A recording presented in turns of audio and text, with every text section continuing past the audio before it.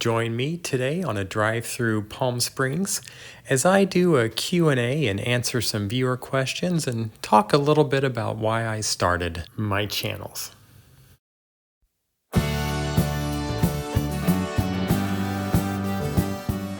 Hey everybody, thanks for joining us at The Daily Trace, which is a new channel I started. It's the companion channel to the main Traces of Hollywood channel. And this one is going to be more of the personal videos, the day in the life in Palm Springs and Los Angeles topics, and where I do Q&As for viewer questions and general feedback. So things that don't really fit the format of the main channel, which is more celebrity graves, celebrity homes, filming locations, and things of that nature. So feel free to subscribe to either or both, depending on what interests you. A logical place to start today is to discuss why I started the original channel, Traces of Hollywood. And that is primarily because, as I've mentioned in some of those videos, I used to work in the entertainment business. I still do in some capacity. And I've worked on film and television. And I've always been a huge fan of cinema, even from when I was a kid. I remember being very into movies and movie making. And even today, when I watch a film, I'm not always aware of what the plot is because I'm paying so much attention to how scenes are put together and how the movies were made. And as a kid, when I played with my action figures, I loved my Indiana Jones action figures. I wouldn't play Indiana Jones necessarily. I would pretend that I was making the movie Raiders of the Lost Ark with my figures. So I would bring in other figures, my Star Wars or what other figures, and to fill in for roles of crew members. And my Indiana Jones figures were the actors, and I actually had two Indy figures. So one of them was the stuntman. And so even from an early age, I was fascinated by filmmaking. So to even visit Hollywood was such a dream of mine. So of course, once I actually got to work in the film business in Los Angeles, it was something I was so excited about and still excites me to this day. I mean, even walking onto a back lot like at Paramount, I'm as excited today as I was the very first time I did it 20 years ago or more. So I basically wanted to share that joy with other people. And once I got to LA, of course, I wanted to figure out where all my favorite films were made. In a past video, I mentioned I lived in Hancock Park, which tons of movies were made there. Tons of celebrities lived there.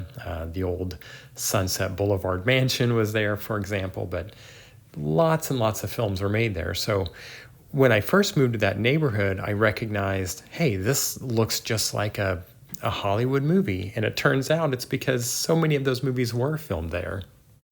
And as I mentioned, I would learn what homes were significant filming locations, and when friends were visiting or family were visiting, I would take them around in my car and would basically be an impromptu tour guide. And I loved it. I loved sharing that knowledge. And of course, I learned more about filming locations across the entire city and the backlots and just a lot of Hollywood history. So if you're ever in a car with me and we're driving through Hollywood or Los Angeles, it'll just be nonstop. What's on this side of the street, what happened over here, who lived here, what was filmed in that building. And I love doing that so much. And so many of my friends talk about that being a highlight of their trip, that it just seemed natural for me to start a channel and to where I could be a tour guide for those of you who haven't been to this part of California, or who have been and just enjoy it and want to learn more. And I will say, before I started a channel, I found that other people were doing similar channels. So I want to give credit to the Graveyard Channel, which is Steve, Scott Michaels, who has dearly departed. The Daily Woo, Adam is a huge inspiration. Scott on Tape, love his videos, and of course Jordan the Lion, Days with Jordan the Lion.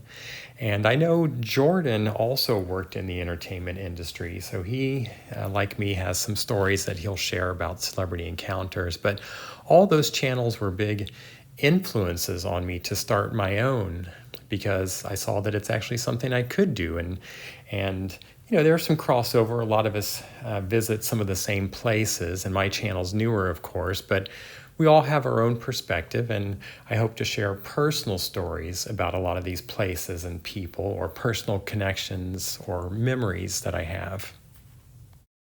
Another question I received, and I'll throw in here that you can ask me questions in the comments, but really the best way to do it is to go into the channel descriptions or the video descriptions, and there's a link to my Instagram, and I just started that. I prefer to get messages through there because it's all in one place, and I'll see them all together and I can respond to them here. So another question was, you know, what's the interest in celebrity graves? And you know, it's not a morbid curiosity. I think it's human nature to be curious about death. But I also grew up next to our county coroner. So I was around, you know, death and dying from a young age. So part of that is it gave me an awareness of the time we have here on this planet. And I just like to go to cemeteries because to me it's a place of calm and comfort, and it keeps me grounded and connected with the human experience, if that makes sense. And maybe it's like that for some of you as well.